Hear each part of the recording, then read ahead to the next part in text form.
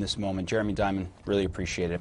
I want to now bring in the former Consul General of Israel in New York, Alan Pincus. Thank you for being here. I want to start with where we left off with Jeremy, sort of this opportunity of sorts, because President Biden, Vice President Harris, Defense Secretary for the United States, Lloyd Austin, have all been among those in the Biden administration who have said this is an opportunity for progress. What do you believe that progress actually and maybe realistically looks like? Pretty dim, I have to say, Omar. I mean, you know, the president, the vice president, the secretary of defense, the secretary of state, whom I understand is being dispatched here early next week, they're all going to encounter the same issue and the same problem and the same obstacle to a ceasefire and a hostage deal, and that is Mr. Benjamin Netanyahu. He does not want a deal. And everyone is trying in the last 24 hours or so to, you know, to make this an opportunity, to define this as an inflection point. Jeremy Diamond did, even I did earlier or yesterday on another show on this channel. But the truth of the matter is that Mr. Netanyahu never had political goals, which is why assuming he has achieved them is wrong. He never had coherent, attainable political goals for Gaza, Omar. Now, furthermore, in his mind, this is not a war against Hamas in Gaza, but this is now a war on three fronts, conceivably even four. In Gaza, in South Lebanon, bilaterally and directly with Iran, and the fourth possible front would be in the West Bank. So assuming that he will pursue a ceasefire and a hostage deal in Gaza separate from all other theaters, I think is a wrong assumption. And a lot of those groups have fought in solidarity, I should say, with a lot of what Hamas has fought for as well. I want to play something really quickly from the head of the IDF in response to the killing. Take a listen. We said we would get to him, and indeed, we got to him. The world is now a better place without him.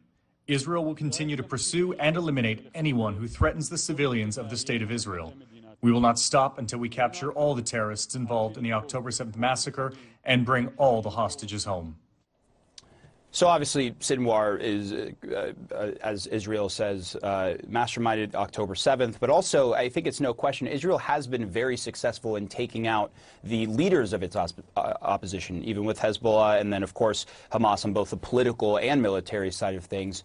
But my question is, do you assess that same level of success when it comes to the aspect of getting the hostages home?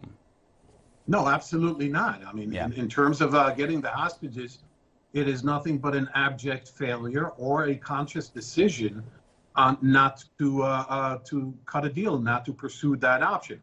I'll tell you more than that, Omar.